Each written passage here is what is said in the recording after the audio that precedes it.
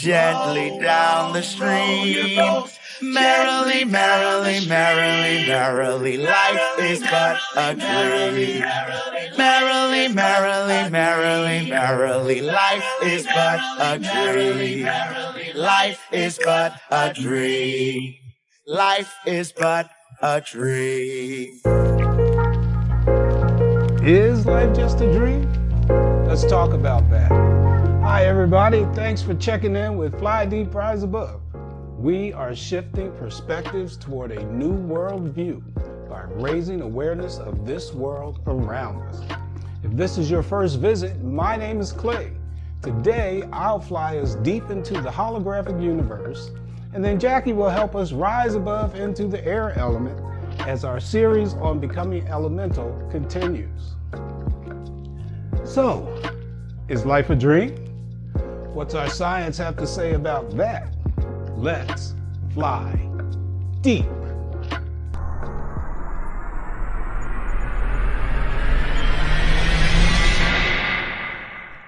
Quantum physics, the study of atoms and subatomic particles, is telling us that our universe is holographic, meaning it is a projection that emerges from a deeper layer of reality.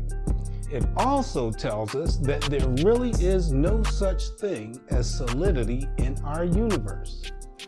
Now, how do we wrap our heads around all this? And how might it change the way we see our world and ourselves? A holographic universe has significant spiritual and esoteric connotations. But let's focus on the science for now to better understand how this applies to our daily lives. Let's begin by understanding what a hologram is. A hologram is the result of laser light reflecting from a wave interference pattern stored on an electromagnetic film or plate. A significant property of a hologram is that you can cut smaller pieces of the film and the full hologram remains in every piece. In other words, the whole is contained in every part. Now, how does this apply to our universe? We've already established from previous videos that we live in and are part of a highly energetic field scientists call the quantum vacuum, or the quantum field, or the Planck field, or any number of names depending on who you're talking to. In spiritual circles, it may be referred to as the divine matrix. Nassim Haramein calls it the unified field. Now, this field consists of teeny tiny, highly energetic electromagnetic oscillators we've labeled Plancks, the smallest pixels we can see in the universe. Think of these Plancks as bits of information. We named these oscillators after Max Planck, the guy who discovered them back in 1901. Max was so cool, we honored him as the father of quantum physics. In general, the field, what we see as empty space, is at equilibrium, except in the areas where these Planck oscillators are spinning in coherence. These are the areas we recognize as physical matter, and that includes us. You can think of us as fish in water. Where we see stuff, that is an area of spinning Plancks. Now, how's all this work to give us the reality we experience? Well, everything is made of atoms. At the center of all atoms is at least one proton. This proton is made of Plancks from the field, lots of them. When these Planck spheres are tiled, filling all the space of the proton, we find approximately 10 to the 40 on the surface and 10 to the 60 inside.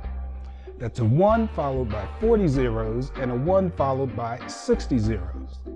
Think of your bank account. Now think of how small the proton must be, and you get some idea of how tiny a Planck is.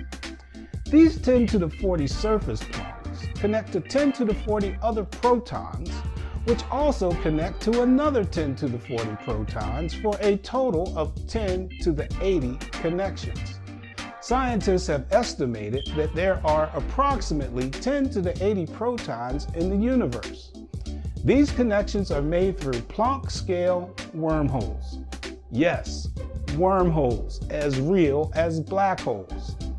It is these wormhole connections that are responsible for quantum entanglement, the phenomena where a change in a particle is instantaneously reflected in its entangled partner particle, no matter the distance, across the street or across the universe. Through this holographic system, all protons are entangled, and every proton in the universe contains all of the information in the universe. The whole is contained in every part. A proton of space-filling Plancks would actually look more like this: an interference pattern, and the flower of life, a symbol of sacred geometry found in ancient locations across the planet. Now, as fascinating as this may already feel, keep in mind that all things in the universe are spinning, including the proton, which spins at about the speed of light. So these connections are dynamically changing their endpoints at Planck speed, which is every 10 to the minus 43 seconds. That's more than a trillion times per second. As you wrap your head around all of this, you begin to understand that everything is connected, alive, and it's all talking. From complex biological systems to the piece of dust on your kitchen floor. You have to be in awe of what's happening inside of you and all around you. I know that's a lot. One more thing. How is everything updated? Remember how the electrons that orbit the proton of the atom collapse into and out of the quantum field? It's an information feedback system that uses feed-forward feedback loops. The electron carries information into the field, and the field provides an output. And this is happening for every atom in the universe at Planck speed. Think of each time the electron enters the field as a snapshot in time imprinted on the electromagnetic field of space-time. In other words, retrievable information. The universe is an energy information system vibrating and flowing as a symphony through all the scales of matter, from the tiny Planck to the universe itself. We call that flow consciousness, the source of our awareness. Okay, that was a lot. Watch it again if you need to. Here's the takeaway. The universe is a holographic representation of a deeper reality. Everything is connected. Separation is an illusion. All of the information in the universe is contained in every proton in the universe, including those inside of us. The whole is contained in every part. We have access to the information, but not from the external world, from our internal worlds. All the masters have told us to go within. Maybe that's why. The universe is self-organizing. Through feed-forward feedback loops at the quantum scale, the universe is moving towards higher complexity at all scales. This is not philosophy. This is physics. We live in an amazing universe. You have to be in awe.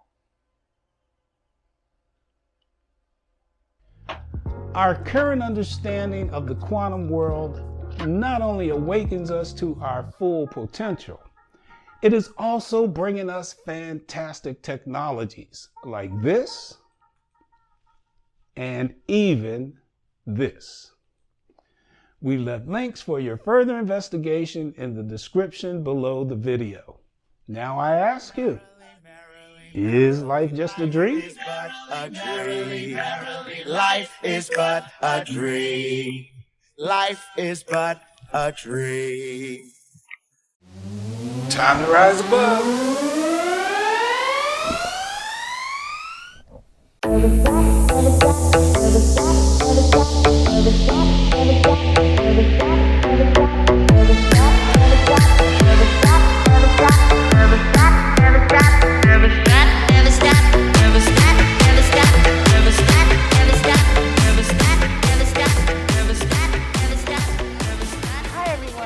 Welcome to the second segment of Becoming Elemental.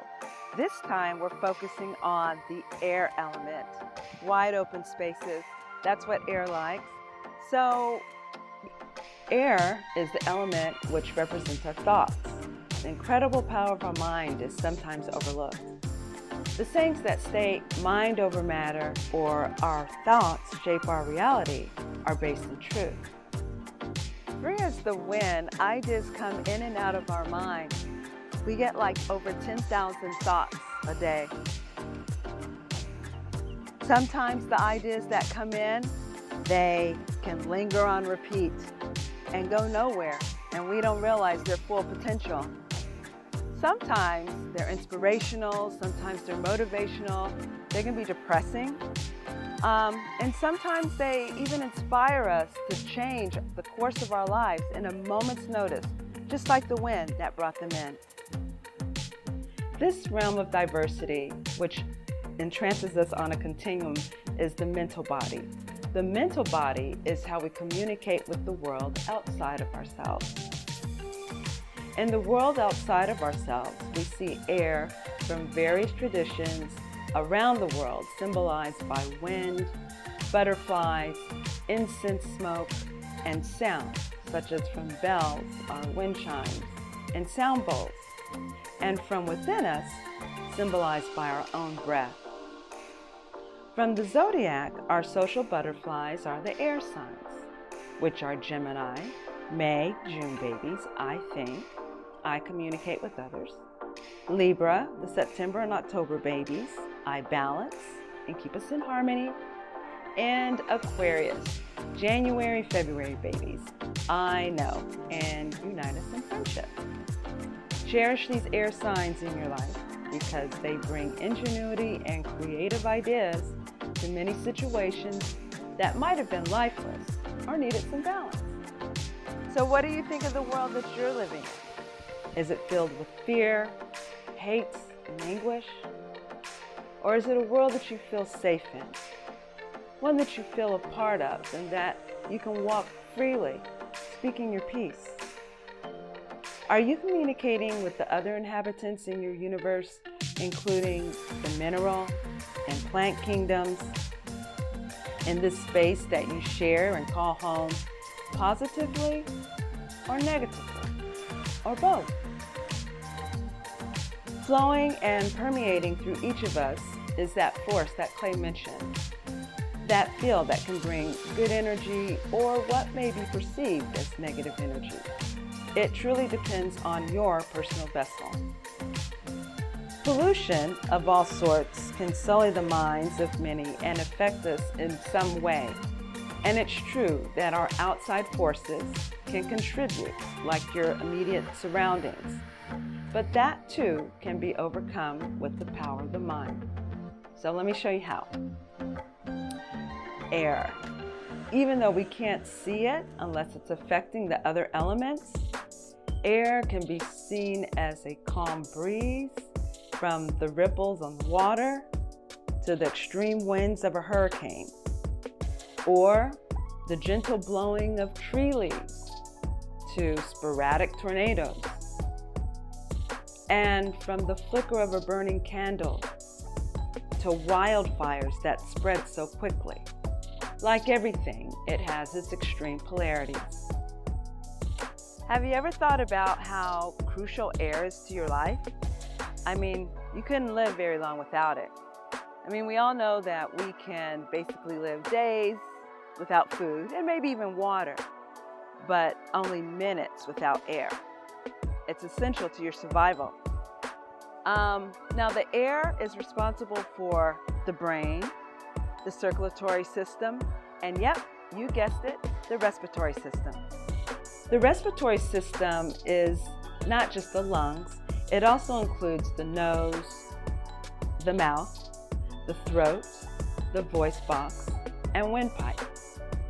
We breathe air into the respiratory system through the nose or mouth, which is our first point of contact with the outside world. So having clear breath and clean air to breathe is beneficial to achieving your health goals. And it should be an issue that we're all concerned about. So if you suffer from any type of respiratory disease like asthma or COPD or bronchial infections, you know the impact of being short of breath. I mean, even a bad cold or nasal and chest congestion, or even a serious allergy attack can give you the idea of the discomfort of not being able to breathe properly. So take care of your air body system and keep the environment clean and well circulated around you. There are many air purifiers on the market that can help rid pollutants in your home, especially if you suffer from those allergies, or even if you have pets or furry family members. Also, you can make sure to keep your AC filters in your house and car changed in time, and open windows if you can from time to time. An effective way to strengthen your lungs is to learn to practice breathing exercises. Again, YouTube, online videos, there's so many that can demonstrate the various breathing techniques. You can start slow if you're a beginner and focus on just 1 minute a day and being aware and grateful for every breath that you take. Inhale, exhale.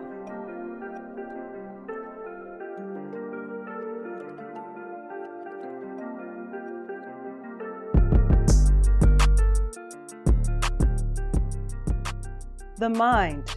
The mind harnesses the brain activity that we need to interact. That's where thoughts of communication are, along with the imagination, our dreams, and what we consider clarity or confusion.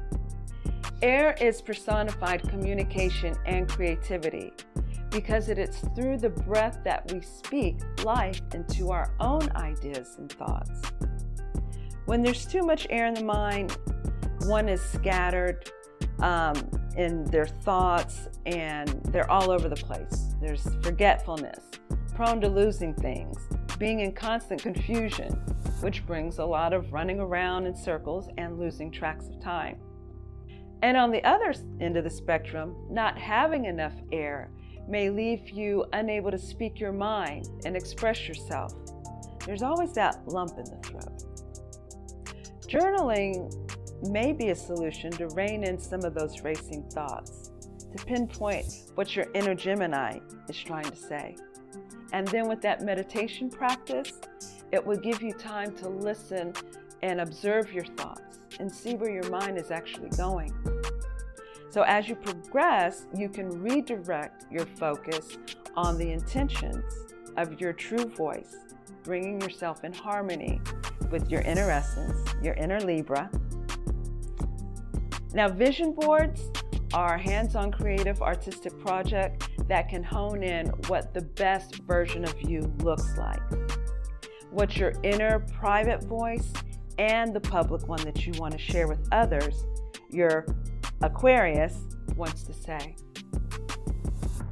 So the alchemical symbol of air is masculine, but the archetype of air is Mercury, who is androgynous, being male and female, and the ruler of Gemini, our inner communicator. So balancing the air soul is by recognizing the divine masculine and the divine feminine that we all have, male and female alike. The balance comes in by aligning what we think with what we feel in our heart.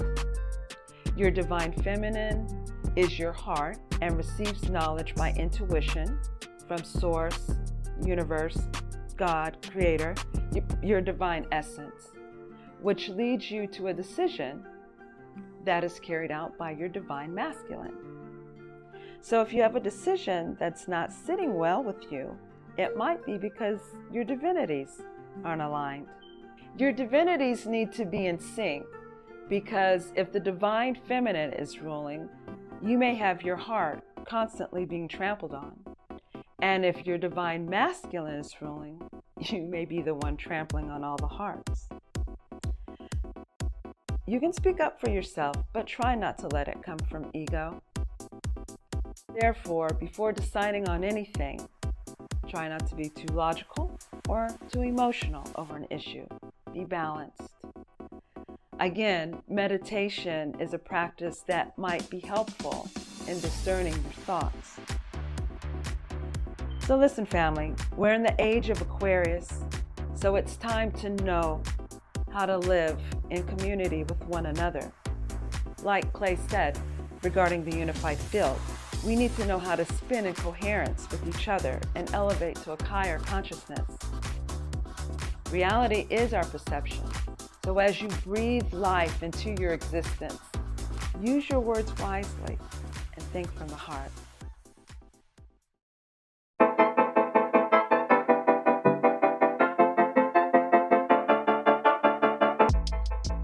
Great job, Jackie. Thank you. Our thoughts are powerful.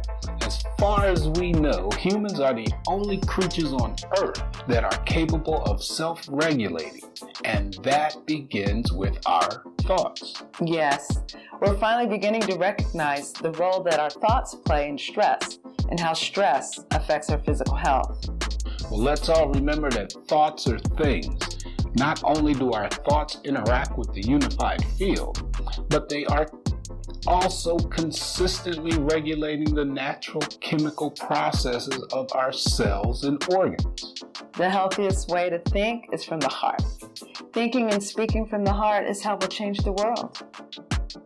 Yes, and you guys have our heartfelt thanks for watching. All right, now I think it's time to go. It is time to go. Look for our next post around the August time frame. Let's plan for the next post, Jackie. Fire, our willpower and intuition. Wow. And I'll share ways to influence the unified field to our best advantage. Thanks everybody. Remember to be mindful of our thoughts. Namaste.